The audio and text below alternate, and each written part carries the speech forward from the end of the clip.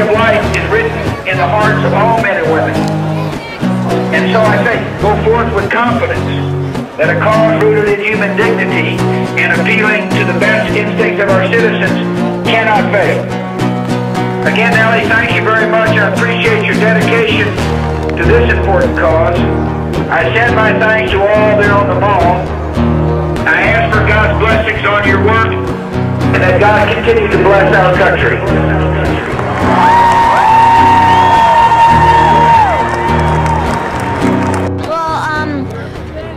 It's a very touchy subject that all of us really need to look deep inside of ourselves and know what the right thing is.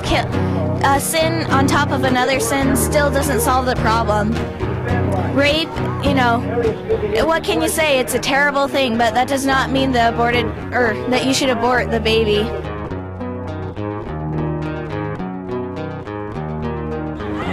Against abortion!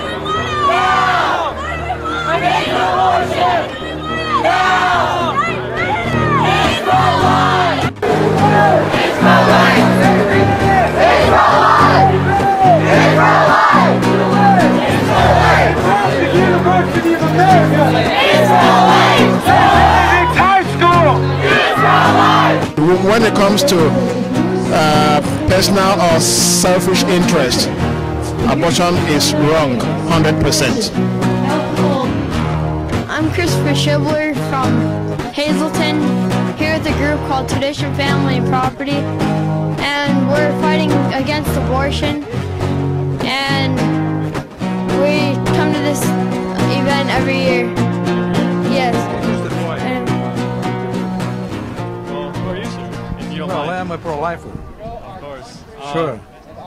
Do you mind if I interview you? Is that okay? Well, I don't have the time because I have to give out the flyers. Okay, well, go ahead. As you're doing. I'll let you do that. We'll take one of those flyers. Yeah, we'll take But don't interview a boy. Interview someone that knows how to answer. Yeah. Well, a name that you're going to be very, very familiar with. A man who, as a very young man, used to ride the bus down to the March for Life, and he then got into politics and is known indeed as Mr. Pro-Life of the United States House and even of the United States Congress. I'm so pleased to welcome Christopher Smith of New Jersey.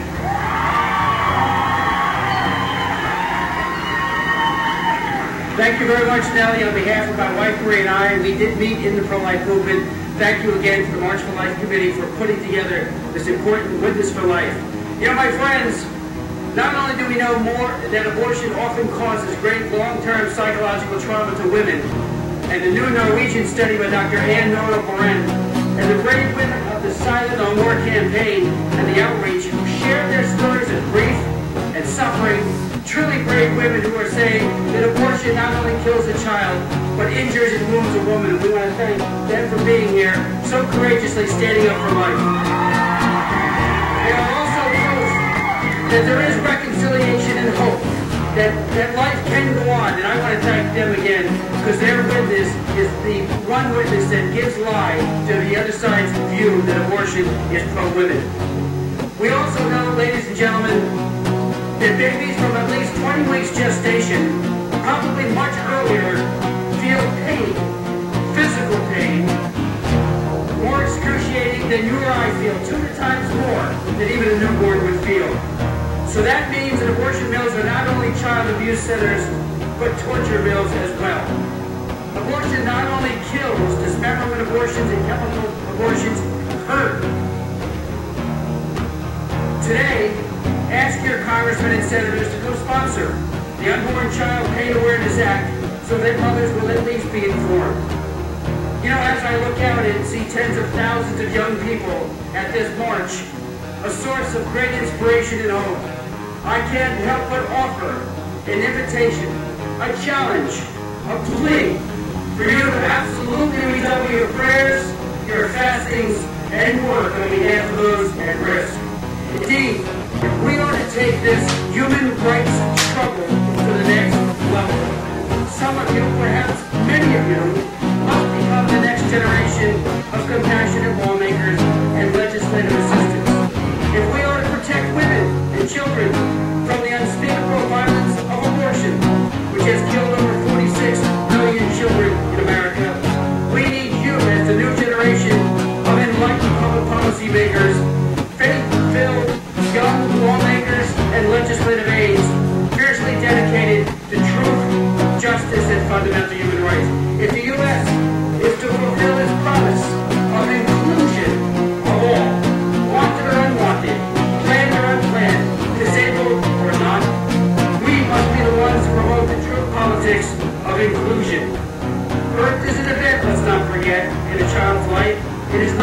giving life.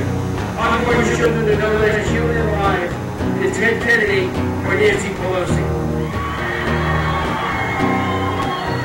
Finally, just let me say, if the United States is truly to become a caring nation, where young girls and women aren't abandoned to the cruelty of abortion, because women always deserve better than abortion, we need you in politics.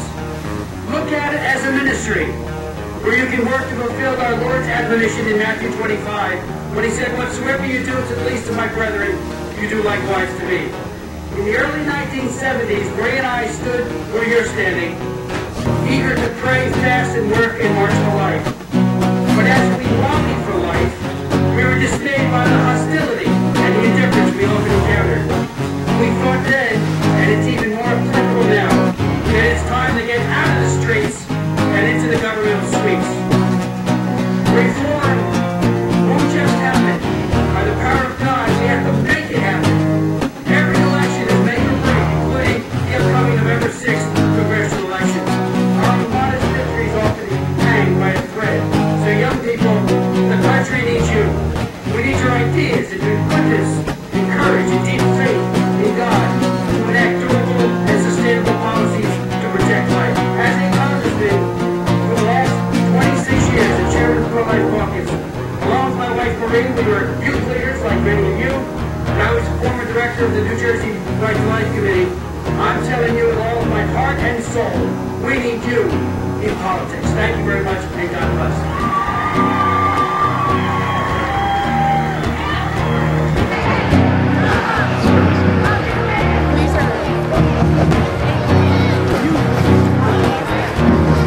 Oops. I got in reverse order. Where are you guys from? Where are you guys from?